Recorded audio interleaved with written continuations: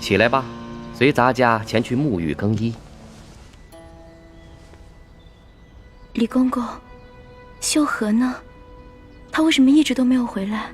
他不会再回来了，他也被太皇太后赐死了。哎，姐姐，公公，可知道秀禾犯了什么过错，被太皇太后赐死了？可否提示一下，也好让妾吸取教训。这个嘛，咱家也不清楚。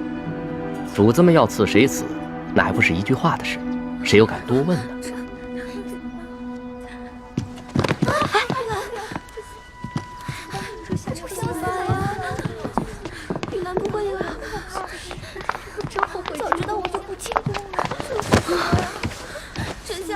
龙小弟啊，龙小弟，我要是再找不到你，恐怕我也顾不上什么执行任务了，只能一个字：脚底抹油，溜了。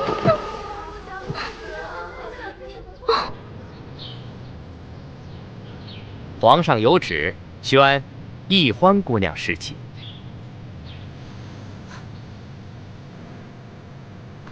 臣女易欢，谢皇上恩典。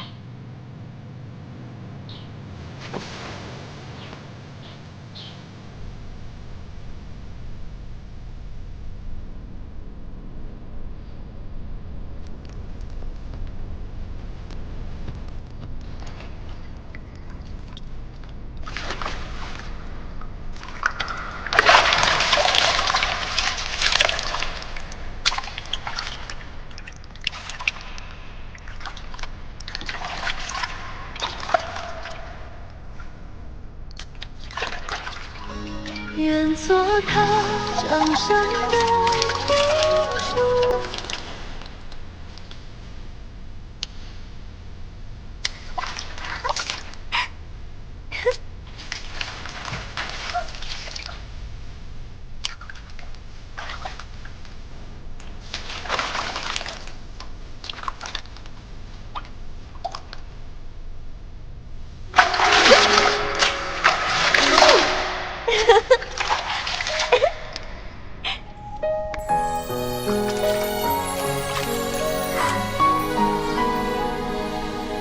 李公公，李公公，我要换的衣裙在哪儿啊？易欢姑娘，侍寝是不能穿任何衣服的。你要是沐浴完了，就请出来，我们为您裹上红绸，然后呢，就抬去皇上的寝宫。不能穿衣服啊？对，就连任何首饰都不能戴。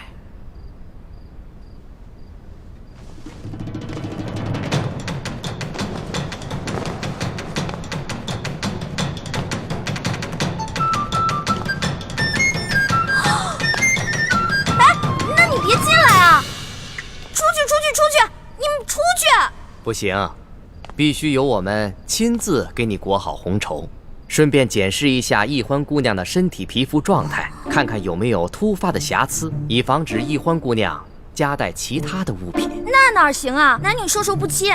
要不这样，你们先出去，等我穿好了叫你们。敬事房太监主要负责皇上和后宫所有嫔妃的房中之事。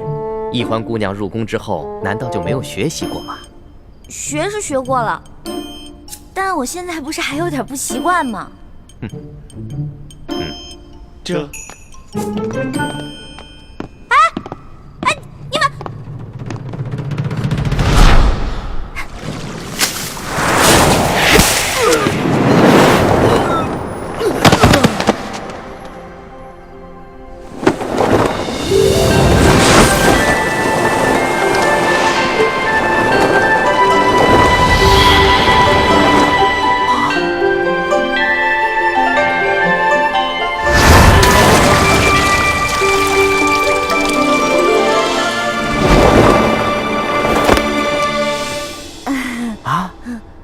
易欢小主，你居然会轻功？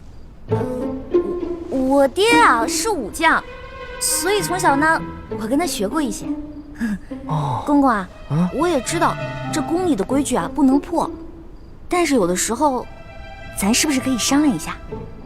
我进宫之前呢，我爹给我留了许多提己钱，明天我好好重谢3位公公，怎么样？好吧，那只此一次啊，下不为例。知道了。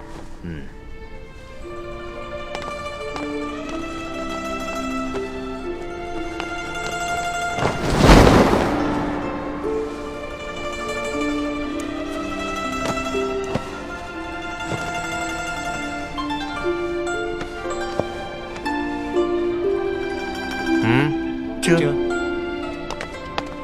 哎，那个公公，我把那个丝巾拿一下，我的丝巾，我的丝巾，我的丝巾。哎，公公，一欢姑娘，别说丝巾了，一根丝线都不能带。我的丝巾，公公，我的丝巾。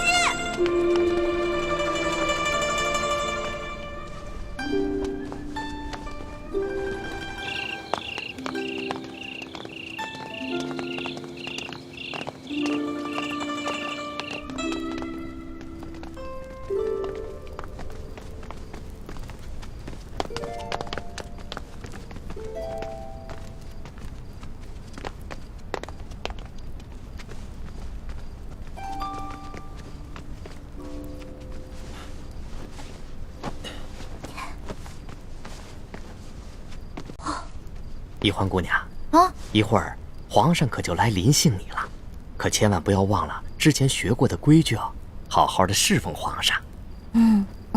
好，挂帘子。这。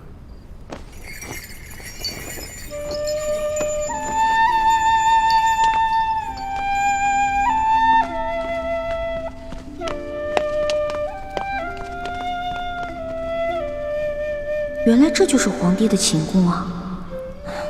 也不知道龙小弟究竟和康熙那个小皇帝说好了没有？猪哥哥给我准备的丝巾没有了，万一这小皇帝临时起了色心，假戏真做了，那可怎么办啊？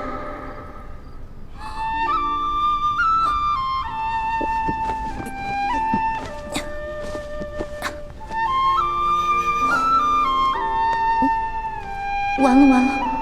猪哥哥要是看到我穿成这个样子，肯定会气个半死。要不趁这个小皇帝还没来，我赶紧溜了吧。万一那个小皇帝怒撩砍我的脑袋，那龙小弟肯定会帮我求情啊。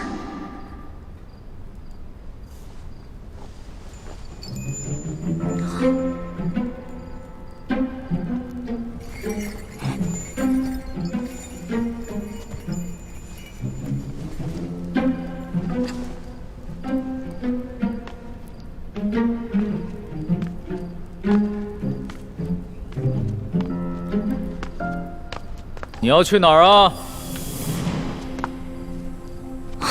你谁啊？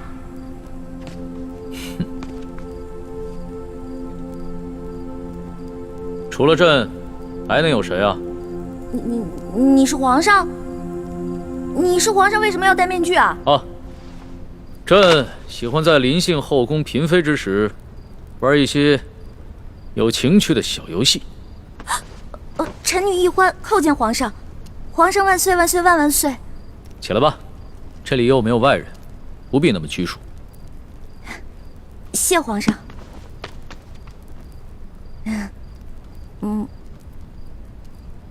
皇上，原来您这么和气啊！我一直……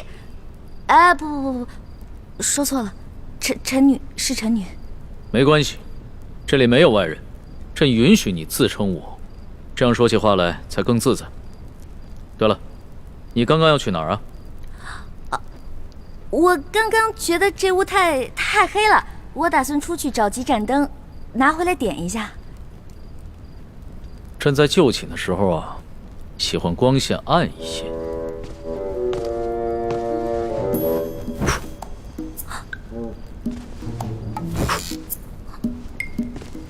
皇上，您别把最后一盏灯也吹灭了，我怕黑。别怕，有朕。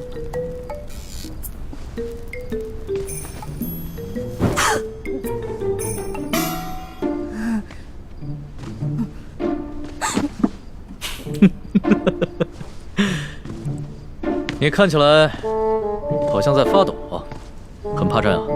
我没有，我只是觉得这屋子比较冷而已。哦，你穿的这么少啊，难怪会冷。要不然这样，你到朕的龙床上躺一会儿，盖着被子暖暖身子。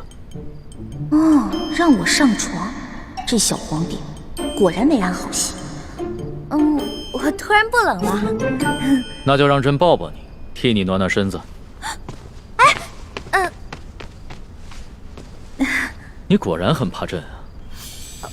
可是朕听龙三说过，你的胆子一向很大，你在他面前提起朕来，那可是从来都不怕的呀。皇上，我不是怕你，我就是怕你离我太近了。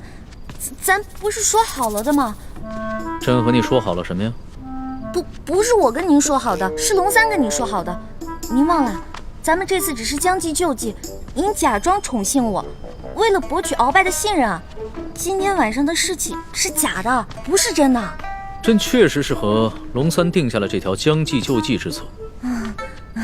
只是这漫漫长夜，何苦虚度？咱们也不必演戏了，就让朕真的信了。再说了，这全天下又有哪一个女子不想做朕的女人呢？皇上，这天下女子也不尽是贪图荣华富贵之辈啊。对大多数女人来说，她们与其与这个后宫佳丽3000争宠，不如找到一个白头偕老、心心相印的有情人。那唐代鱼玄机就说过呀：“易得无价宝，难得有情郎。”朕自13岁大婚以来，还从未有人跟朕说过这样的话。皇上，您生气了？你不会砍我头吧？你当朕是杀人狂魔吗？动不动就随便砍别人的头。你这句话非但没有激怒朕，反倒更加激起了朕的兴致。我看咱们也不必苦苦做戏了，就让朕真的信了你。待共度良宵之后，朕便封你做贵人。皇上，你觉得如何？皇上，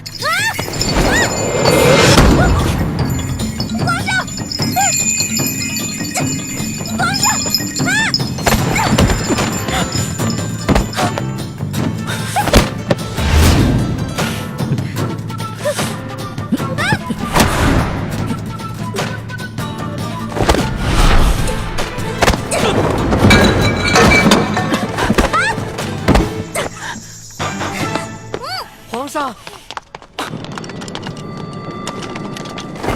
谁让你们进来的？启禀皇上，奴才见到殿内没了灯光，又有打斗之声，还以为来了刺客，所以赶紧进来护驾。刺客？什么刺客？哪有什么刺客？没有朕的旨意，谁也不许进来。这……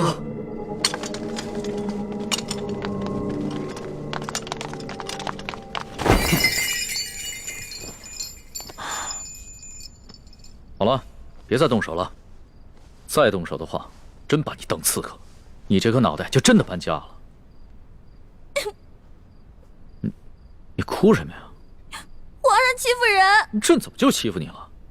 是你先对朕出的手啊！这还是第一次有人敢在朕的龙床上对朕大打出手，只怕也是古往今来第一个敢在龙床上对皇帝大打出手的女人吧？皇上强词夺理，明明就说好了，还强迫人家，人家不想反抗还不让，反抗打不过人家就吓唬人家，哪有这样的？朕有你说的那么不堪吗？好了，别哭了。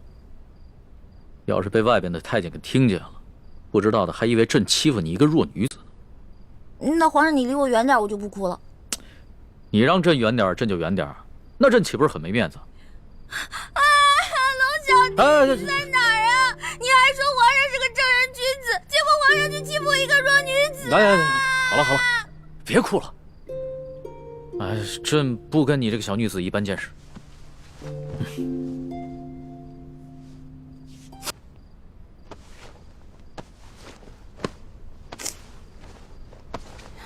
你找什么呢？我想找个手巾擦擦脸。这龙床上哪有手巾啊？朕也不想传太监打扰我们。哎，你又想干嘛？放心吧，朕不会动你的。朕堂堂天子，一言九鼎，给你擦个眼泪。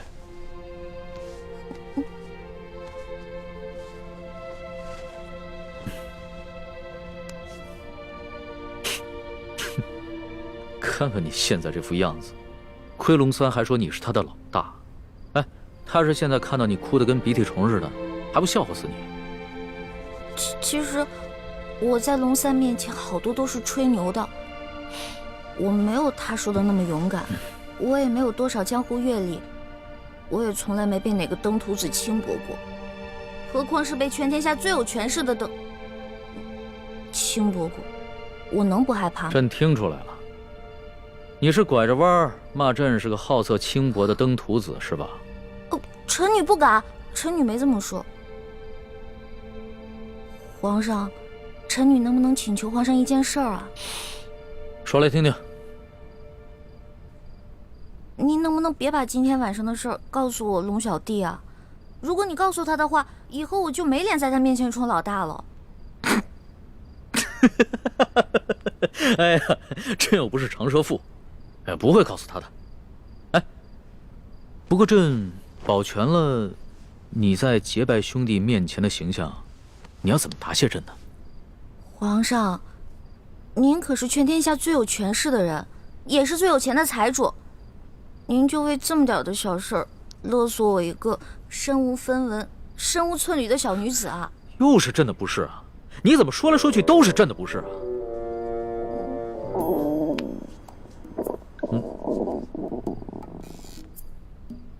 什么声音？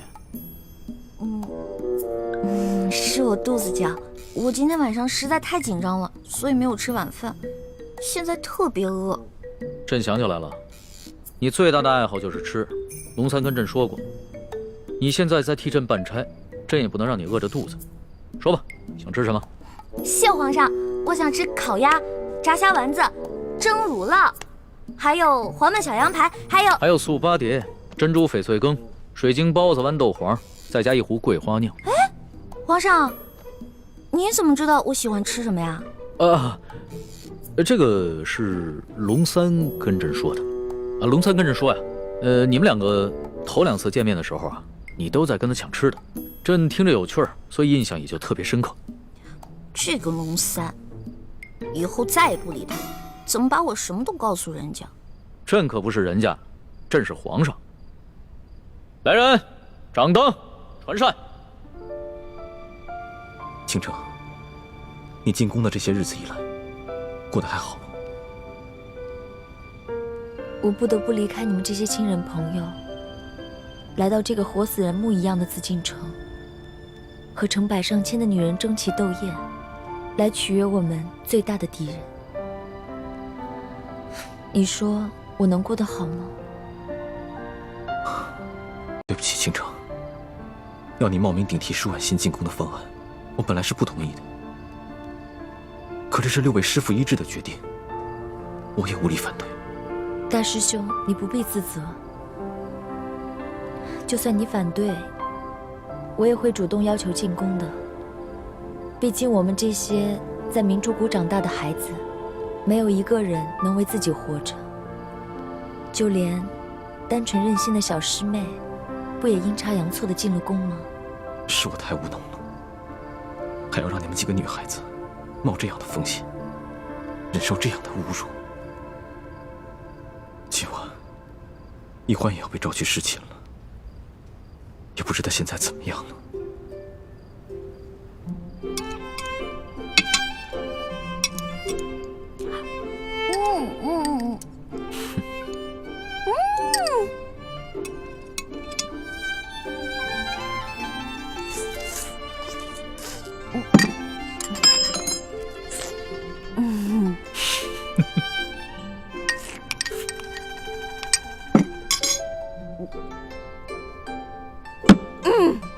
饱了。吃好了？谢皇上恩赐。撤掉吧。这。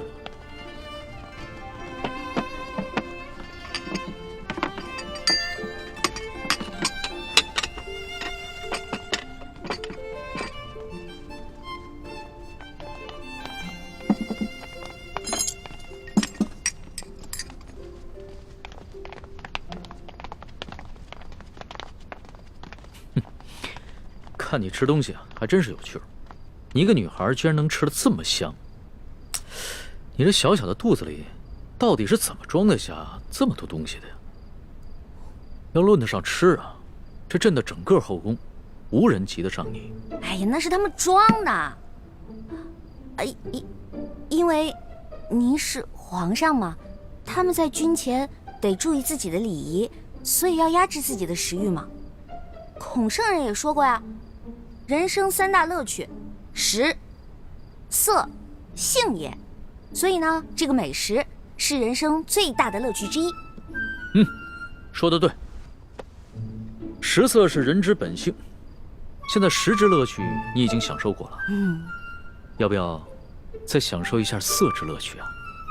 看来这个色狼皇帝还真是良心不死啊！哎呀，要是猪哥哥给我的丝巾在就好了，让我骗他闻一闻，就能让他乖乖睡着了。哎呀，这一夜良宵还剩一半啊！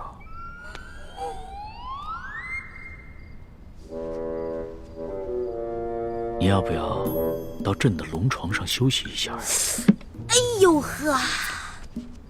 你又想干嘛呀？啊，皇上，吃太多了，我撑到嗓子眼儿了，我想运动消化一下，可以吗？行。要是连这个朕都不准，那朕岂不是很不懂得怜香惜玉啊？你既然想消食，那就请便吧。谢皇上恩典。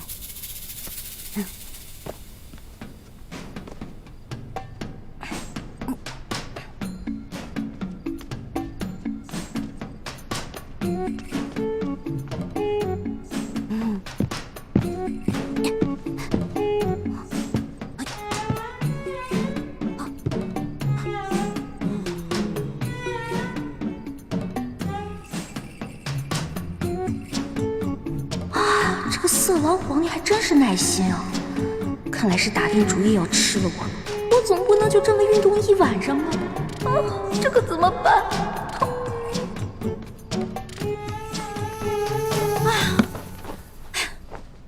累死我了！你累了啊？那要不要到朕的龙床上休息一下？哎呦，皇上，我可能吃坏肚子了，我肚子特别疼。刚才吃了好多杂七杂八的，特别疼。现在你肚子疼啊？啊，那要不要朕传个太医给你瞧瞧？那不必了，我只要回自己的房间睡一会儿就行了。既然你都要躺在床上休息，那为什么要回到自己的房间休息呢？朕的龙床一样可以休息啊。我这可不一样啊！我肚子疼，我可能会拉肚子，我在您这儿拉肚子不合适，是不是？我得保持在你面前的仪态，所以还是让我回去吧。你要是真吃坏了肚子想方便，那朕的寝宫里面也有金逆桶，你用吗？我方便在您这儿？哎，不合适，皇上，您可饶了臣女吧。人食五谷生百病，吃喝拉撒那都是正常的事情。要是连这个朕都接受不了，岂不是有违人伦？哎，你别紧张，要是真吃坏了肚子，你就在朕这儿方便。朕不介意。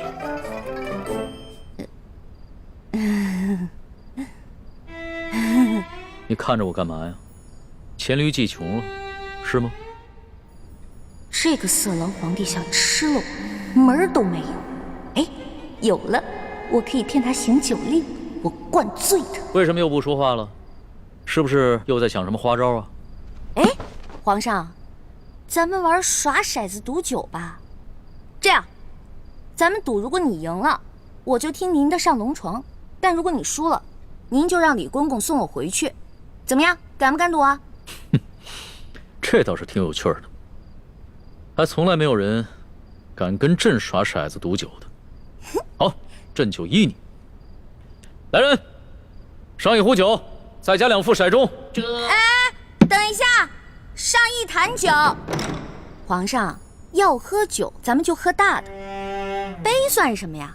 咱们用碗喝怎么样？好，那朕就看一看你的酒量到底有多好。什么？对啊，我以前被召去侍寝，都是这样的程序。这是清宫特有的规矩，任何侍寝的女人都不能幸免。那易欢现在岂不是很危险？大师兄，你先别担心，小师妹机智聪明，她自有办法应对。易欢虽然有些小聪明，可她毕竟年少单纯，又毫无应付男女之事的经验，而且这是在宫里，她要面对的不是普通的男人，而是掌握天下生杀大权的皇帝。大师兄，你身份特殊，千万别冲动啊！不行，不能在这里坐以待毙，我要想办法去离乾清宫最近的地方，万一出什么意外的话，我好及时出手相救。如果事情真的到了那一步，那我和师父只好放弃潜伏的任务，大家一起杀出紫禁城。不行，不到万不得已，你们千万不能暴露身份，否则我们就前功尽弃了。你跟六师父最重要的任务，就是潜伏在紫禁城里，找到关系到大业成败的铜匣，还有金钥匙。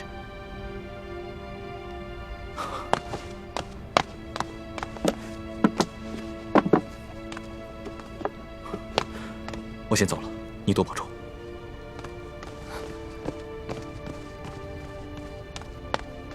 大师兄，为了易欢的清白，你可以不顾生死，而我呢？我在这里以身试敌，你对我就只有歉疚吗？皇上不好意思啊，您输了，喝酒，喝。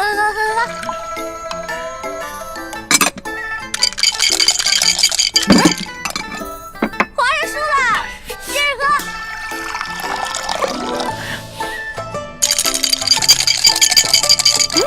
又输了，来，我给您满上。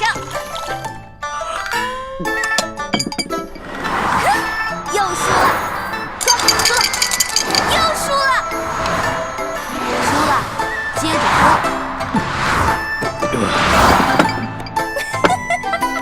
皇上，你又输了，喝吧，喝。怎么老是朕输啊？本姑娘从小玩骰子就赢遍全明珠谷，无对手。你这个第一次玩骰子的笨皇帝不输才怪呢。哎呀，皇上，您啊真是海量，而且您酒品好啊，每次赌完了以后吧，您都不赖酒，都喝，是不是？笑，真是天死，怎么会赖账呢？快喝吧。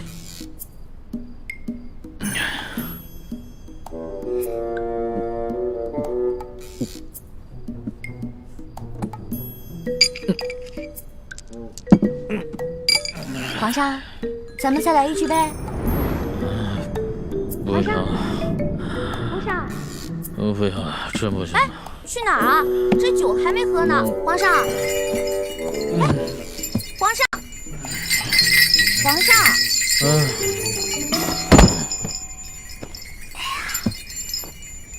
让我看看皇帝长什么样。哎，让我看一眼。易欢姑娘，李公公，皇上已经安寝了，易欢姑娘，请回吧。可是我还想再待一会儿。皇上已经安寝了，易欢姑娘还是回去吧。可我还没看见皇上长什么样呢。哎，这就扛走了就。哎呀，再让我看一眼呗。哎呀，可是我还没看见皇上长什么样呢。哎呀，这怎么小气呢？小气小气。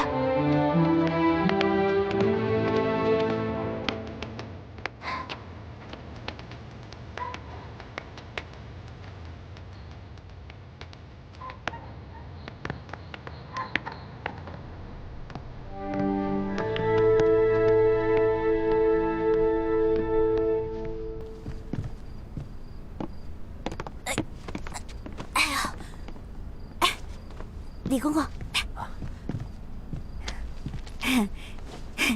今天多亏了您了，拿着吧，拿着吧。易欢姑娘，你可真是大方啊！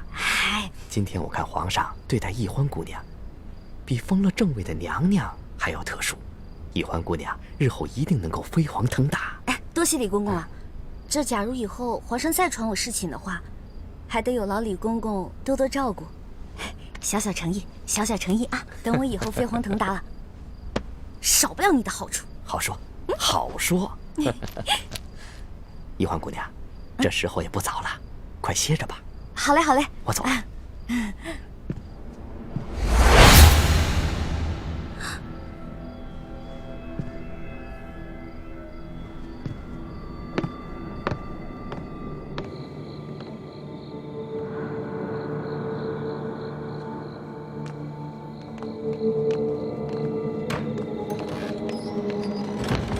公公，这儿有没有方便的地方？咱家带你去吧。哎呦，那有劳公公了。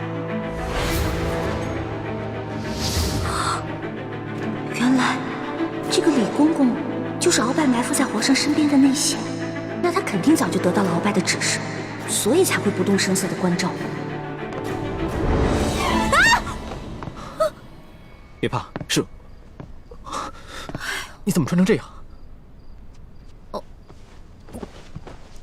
朱哥哥，你怎么来了？那康熙有没有碰你？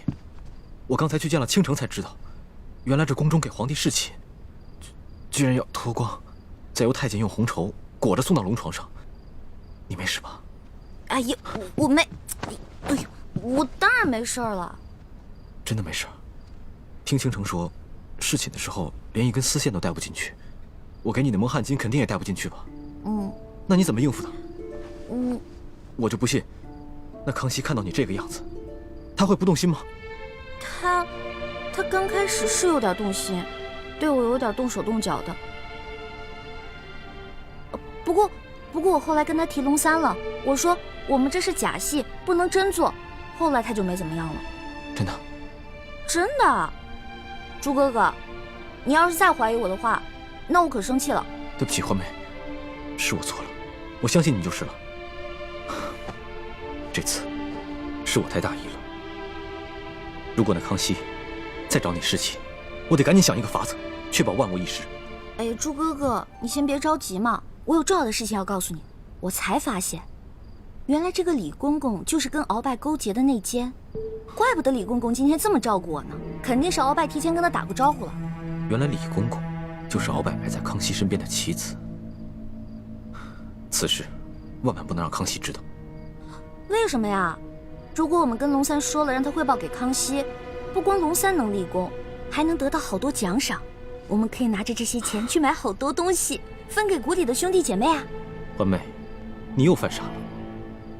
我们这次来紫禁城，可不是来敛财的，我们的目的是要挑起康熙跟鳌拜的内斗。你想啊，如果我们帮康熙除掉了鳌拜埋在他身边的一条蛇，这对于我们来说能有什么好处？对，你说的对，那我明白了。哎，叶哥哥跟樊姐姐怎么样了？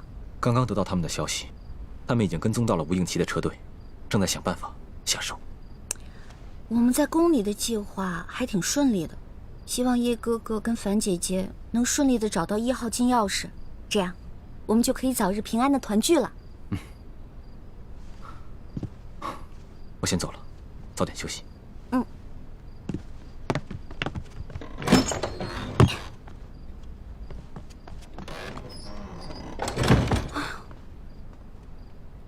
折腾了一晚上，也没看到那个小皇帝长什么样。他长什么样呢？你觉得如何？皇上啊！嗨，我管他长什么样呢，反正不过就是一个风流流氓鬼。呸！不管了，睡觉去。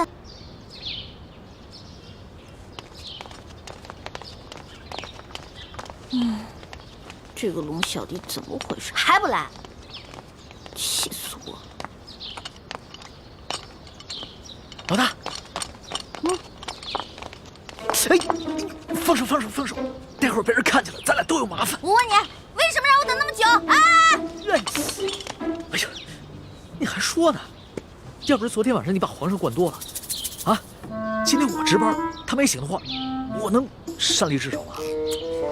哎呀，那个小皇帝啊，真不行，非要跟我喝酒玩骰子，我几下直接倒了。知道我是谁吗？我可是赌遍全湘无敌手啊！他能玩得过我吗？直接被我撂倒。小弟明白了，这个老大不仅武功比小弟高明，这别的本事也比小弟高明。那是，不然怎么做你老大呀？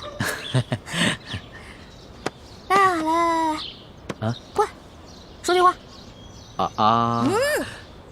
臭死了，怎么浑身酒味儿啊？没有吧？我有酒味吗？我早上漱口了呀。昨天晚上偷着喝酒啦？对啊，我跟我几个好兄弟啊，在喝酒，又在拼骰子，输了不少钱呢。我输了多少啊？反正啊，这大半年的俸禄是没了。老大，你可得帮帮我。放心，我是你老大，你是我小弟，你的事儿就是我的事儿。回头老大教你几招，保准你把钱全都赢回来，怎么样？真的？那当然。老大，你是不是所有赌术都会啊？也不是啦，毕竟老大也是个小姑娘嘛，小姑娘家家的，又不能经常往赌场里跑，是不是？是，老大还是个淑女嘛。差不多吧。老大，跟你说一件事儿。接下来呢，皇上为了掩鳌拜耳目，会接着找你侍寝。昨天晚上，皇上是不是对你还算客气啊？别提了，那个小皇帝简直就是个风流色鬼，刚开始还想对我动手动脚的。老大，那你没被吓哭啊？哼，怎么可能啊！我是老大，武功高强着呢。后来我就跟他喝酒玩骰子，锵，小皇帝倒了。老大智勇双全，小弟佩服佩服。还好吧？哎，知道这是什么吗？骰子。老大教你几招，准保把你昨天输的钱连本带利赢回来。但咱可说好了啊，你赢回来的钱得和我一半对分，知道吗？没问题，5分。这还差不多。真疼啊！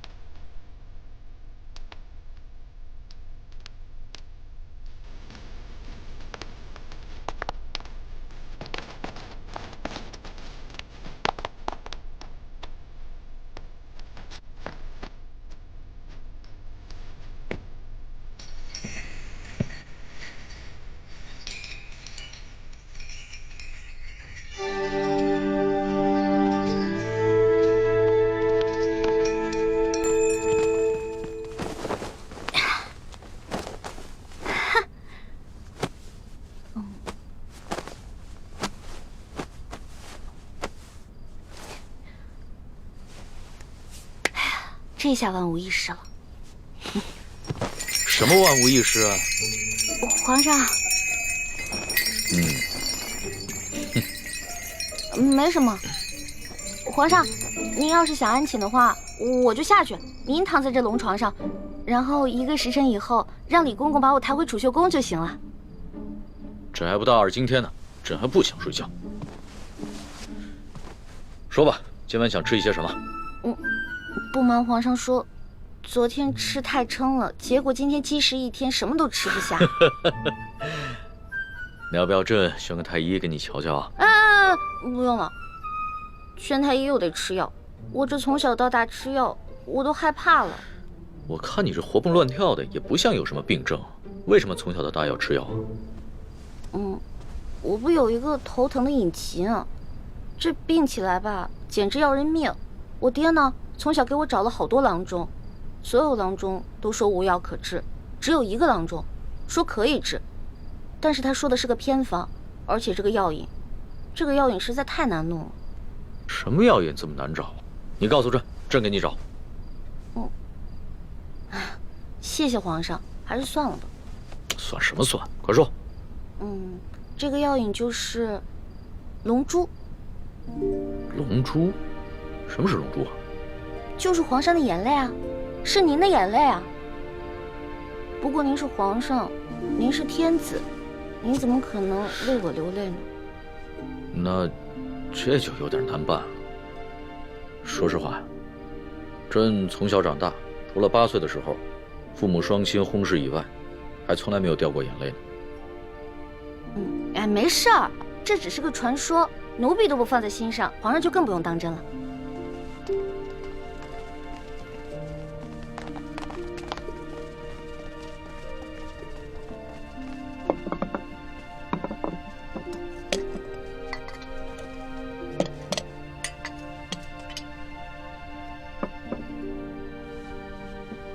您这是干嘛呀？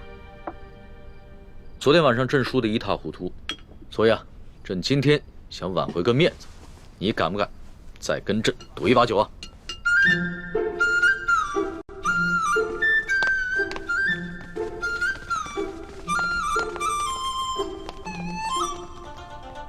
可以啊，不过到时候皇上输了可别赖账啊。你放心吧，朕虽然有色心啊，但是更有毒品。你又说了，来，喝。干嘛？朕都愿赌服输了，你还想赖账啊？有鬼！什么鬼？这好奇怪啊！皇上，你今天掷骰子的手法怎么变得高明起来了？昨天掷骰子10把当中，你最多只能赢3把，可是今天却跟我不相上下了。朕今儿个下午找了几个会玩骰子的侍卫学了一下，朕是天子，天资聪颖，学什么东西一学就会。可是你这掷骰子的手法，我怎么看着这么眼熟呢？是不是龙三啊？果真是他，他居然把我传授给他的独家秘籍传授给皇上了。哎，你不要管龙三了，你虽然是龙三的老大，但朕可是龙三的主子。朕要是问他什么，他就必须得据实回答，这让他做什么，他也得如实做。皇上，龙三可是个老实人，您可千万别欺负他。你这么关心他？我在我们这一辈当中是年龄最小的，所以呢，好不容易当个老大，而且他这个小弟还特别的崇拜我，我当然得维护他、保护他了。行，朕知道了，看在你的面子上，朕就不欺负他了。不过，你拿什么来感谢朕呢？皇上，您现在特别像我认识的一个姓周的乡绅老头。这姓周的乡绅老头长得跟朕很像吗？长得不像，做事风格像啊。这个乡绅老头之所以能发家呀，就是因为算盘打得精明，瞅准时机吃拿卡要。李欢呐，李欢，你又拐着弯的骂朕。臣女不敢，是皇上昨天说的呀，不会因为一句话就变成砍人头的狂魔，所以臣女才开了个玩笑嘛。哎呀，皇上，臣女出身卑微，是一个野丫头，又缺乏父母的管教，所以什么事儿都不懂，没法伺候您。要不然您现在让李公公来接我，让我回储秀宫吧。哼，朕明白了，你想激怒朕，然后让朕把你送走是吧？朕不上你的当，快点来接着赌。咱们说好了，你要是输了，可就得上朕的龙床。现在不输不赢，来！天哪，再这么赌下去，他的技术越来越娴熟，我的输面就会越来越大，这可是大大的不妙啊！皇上，您想让我赌也可以，不过得答应我一件事儿。你说说看。我一直都不知道天子长什么样，能不能把您的面具给摘下来啊？朕这几天上火长了几个火疖子，不便见人。难道他真的长得很丑，不好意思让我看？皇上，您看咱们也喝了好多酒了，要不然咱们先去您那龙床上躺会儿呗？上朕的龙床？你就不怕朕占你便宜啊？不怕呀，皇上一言九鼎，肯定说话算数嘛。那可不一定啊。朕虽然是天子，但是朕也是个男人。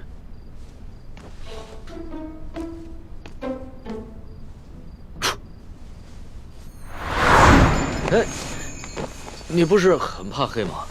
嗯？啊，有皇上在，奴婢就不怕黑。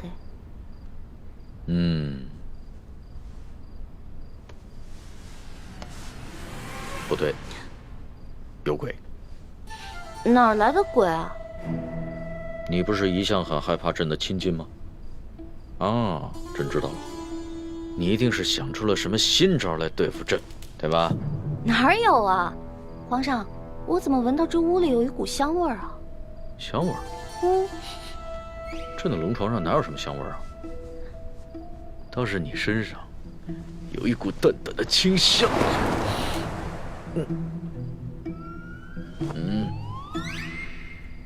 皇上，皇上，咸猪手，不对，咸龙爪。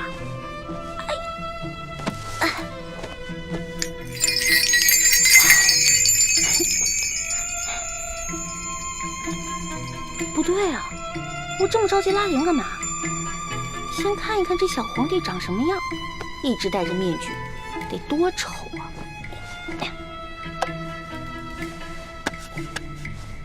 哎呦，我的天哪！皇上已经安歇了，小主该回去了。等一下，哦。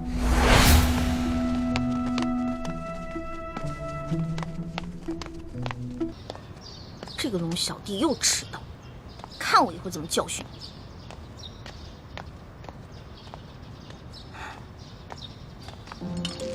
老大，你又迟到啊！昨晚战绩如何？幸不如使命。我呀，把前晚输的连本带利都讨回来了，你的一半。哎呦！不错呀，哎呀，还好你给我钱，最近正急着用钱呢。老大，这皇宫里边有什么能用得上钱的地方吗？哎呀，这你就不懂了吧？我告诉你啊，这皇宫里啊，处处得用得上钱。昨天我要不是用钱收买了李公公，那老大我就惨了。昨天怎么了？皇上不是早早的就睡了吗？哼。那个小皇帝啊，色狼得很，怎么可能啊？得亏啊，我哥哥给了我一条进过蒙汗药的丝巾，我偷偷带在身上，进入了寝殿，把那个小皇帝给迷晕了。要不然，哪有那么容易啊？你居然把皇上给迷晕了！这件事情要是让皇上知道了，你哥哥还有李公公那两个净室房的太监都是死罪。嘘，这件事除了我还有我哥哥，就你知道。别人都不知道，不许跟别人说。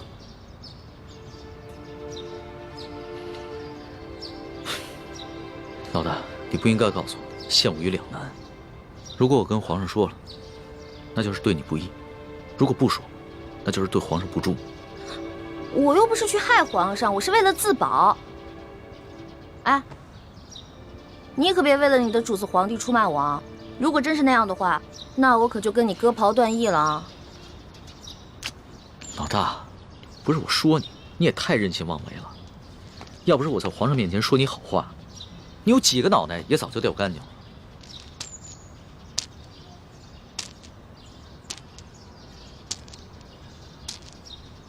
好了，那我不也是一样吗？如果我不是为了你，我怎么可能听鳌拜的话要入宫呢？虽然我武功不高，但是我轻功可以，我可以逃跑吧？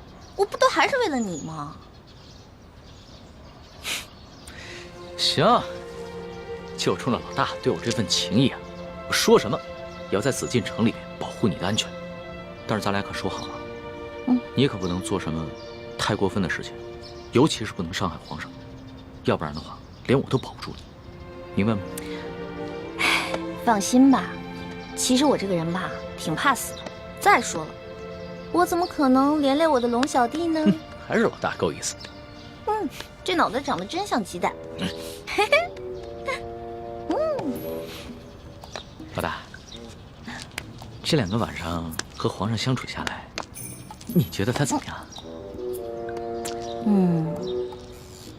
这小皇帝嘛，有点风流，有点色，但人还是不错的，对我吧也挺宽容的。最主要的是，他酒品跟毒品不错。我跟你说啊，看一个人，如果他的酒品跟毒品都好的话，基本上这个人也不会差到哪儿去。还从来没有人这么评价过皇上。要是皇上听到了，肯定会觉得很有趣儿。哎，我跟你说的可都是私房话，你可千万不能告诉别人。我知道，我们俩之间的小秘密。耶！哎，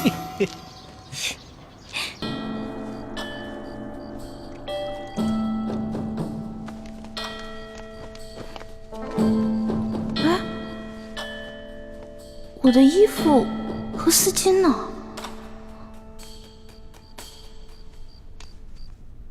宜欢姑娘，时候不早了，该去皇上的寝宫了。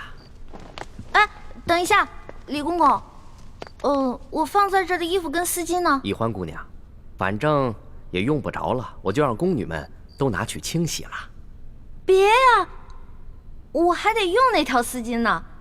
李公公，你懂的。宜欢姑娘，你在说什么？咱家听不懂啊。不过你在进宫之前，你爹爹应该教导过你啊。进到宫之后呢，要少说话，守规矩，你应该明白。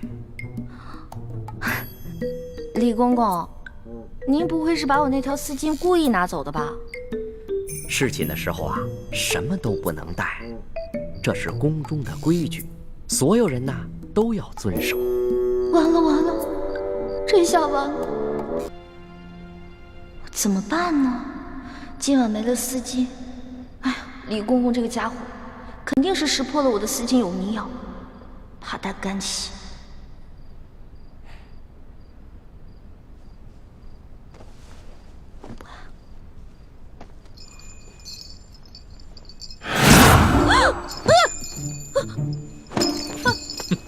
皇上，你别过来！丫头，要是没前2个晚上你对朕的算计，那朕也就饶了你。可是你背信弃义在先，你可别怪朕对你不客气了。等一下，你怎么知道我昨天晚上算计你了？是不是龙三跟你说的？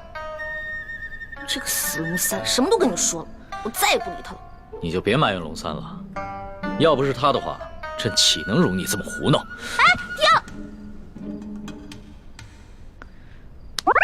干嘛呀？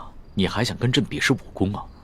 行啊，那朕就陪你比试比试。而且朕答应，绝对不叫外面的侍卫帮忙。等一下，皇上，您知道为什么臣女不愿意侍奉您吗？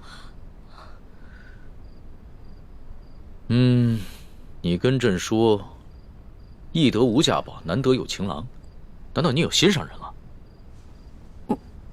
没错，我已经有心上人了，而且这个人皇上也认识，他是龙三。龙三？他不是你小弟吗？话虽然这么说啊，但是男女有别嘛，我怎么可能心里真的把他当我兄弟呢？而且我从一开始就喜欢上他了。皇上，如果您要硬抢的话，那我只好为了龙三守节一死了。你肯为他去死啊？没错，皇上，龙三可是您的心腹啊，这古来圣明的皇帝都不可能抢夺自己手下的女人的，而且还会有意成全呢。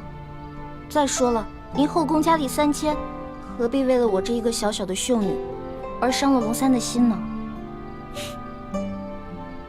那你怎么知道龙三也喜欢你啊？我虽然不知道他心里到底喜不喜欢我，但是我敢肯定的是，我在他心里一定占了很重要的位置。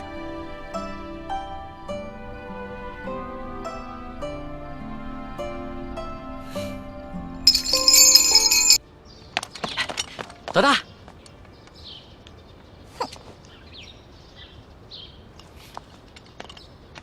大，老大，你干嘛不理我呀？为什么要理你啊？我们明明说好了，不许把我们之间的秘密告告诉那个色狼小皇帝，你为什么要告诉他呀？老大，我冤枉啊！我这也是为了你好。你以为你前天晚上用丝巾迷晕皇上，皇上他没有起疑心吗？你昨晚上要是故技重施的话，皇上发现了，你这小命就难保了。所以啊，我才去找李公公，让他把你的丝巾给收了去，还在皇上面前替你百般求情。没想到你反过来还怨我，狗咬吕洞宾，不识好人心。你说的真的假的呀？那当然是真的，我们俩是拜把子兄弟，我会骗你吗？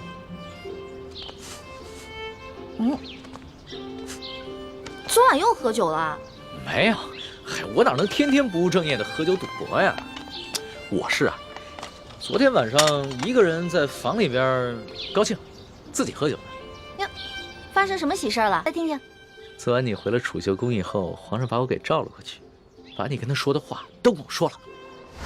我从一开始就喜欢上他了。皇上，如果您要硬抢的话，那我只好为了龙三守节一死了。所以，老大，你跟皇上说的都是真的，对吧？我是怕皇上假戏真做，所以我才骗了他。龙小弟，你千万别误会啊！你只是骗皇上？是啊，你想，如果我不把你拿出来当挡箭牌，那皇上肯定会吃了我呀。那你对我？我对你，我们当然是好兄弟了。你是我小弟，我是你老大嘛。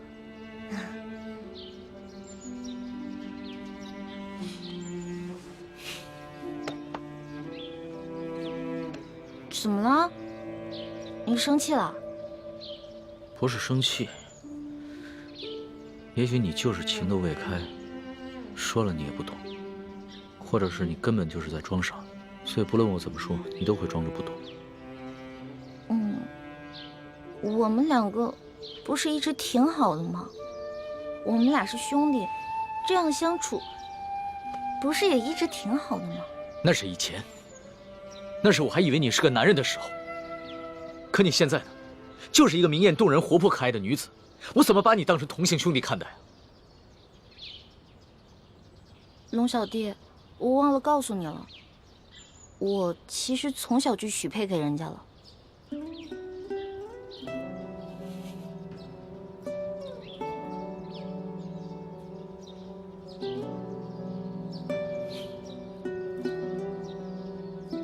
所以你很爱那个人是吗？为了他，你连皇上的临幸也不要，对我更是不屑一顾。也不是啦，我们两个从小就定下来的亲事，我跟他从小青梅竹马，他呢对我特别好，我也挺喜欢他的，但是我不知道我对他的喜欢是不是你们说的那种男女之情。我看得出来，你现在说的是真的。那是不是不论如何，不管你待他的情感怎么样，你最终都会嫁给他？我的未婚夫曾经很富有，很有权势，但是后来他们家衰落了，他一心想着要成家立业，先成家再成亲，所以我得一直等着他，我不能嫁给别人。好吧，我明白了。但是皇上信以为真了，他跟我说了，为了照顾我的感受，从今天晚上开始，不会再找你侍寝了。真的？哎呦，龙小弟太好了，多亏了有龙小弟，要不然都没有人在这宫里罩着我了。所以在你心里，对我这个龙小弟的印象，至少比皇上好了很多，是吗？那当然了，咱们两个属于一见如故。这要是皇上跟我拜把子呀，我才不跟他拜呢。皇上怎么可能跟你拜把子呢？皇上他是一国之君，不可能跟你拜把子的，更不会有福同享，有难同当。也是，其实皇上挺可怜的。你说皇上可怜？对啊，我还是第一次听见有人这么说。他是皇上，一国之君，可是呢，没有人会把他当成真心的朋友的，也没有一个女孩会真心的喜欢他。但是你不一样啊，你虽然不是皇上，可是你身边一定会有很多真心的朋友，也会有很多女孩真心喜欢你的。也许是吧。